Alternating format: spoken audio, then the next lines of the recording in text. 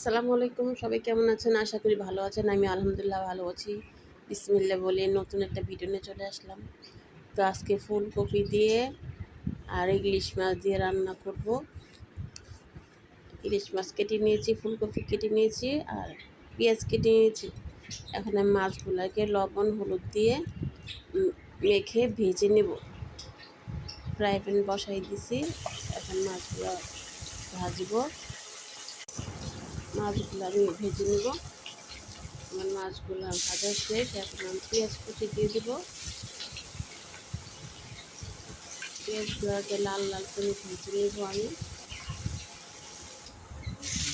ভাজা শেষ, এখন হলুদ মরিচ আদা রসুন বাটা দিয়ে দেবো। মশলাটা কষিয়ে আমি এখন ফুলকপিগুলো দিয়ে দেব।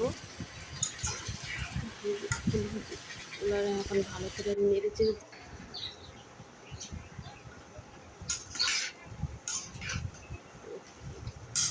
এখন আমি একটু কষিয়ে নিচ্ছি। কষানো শেষ, এখন আমি পানি দিয়ে দেব।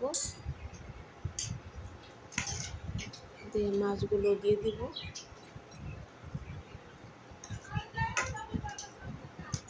মাছগুলো দিয়ে আমি এখন ঢেকে দেব। তরকারি রান্না শেষ, তরকারিটা হয়ে গেছে। আস্তে একটু নাড়া দিয়ে নামিয়ে ফেলি।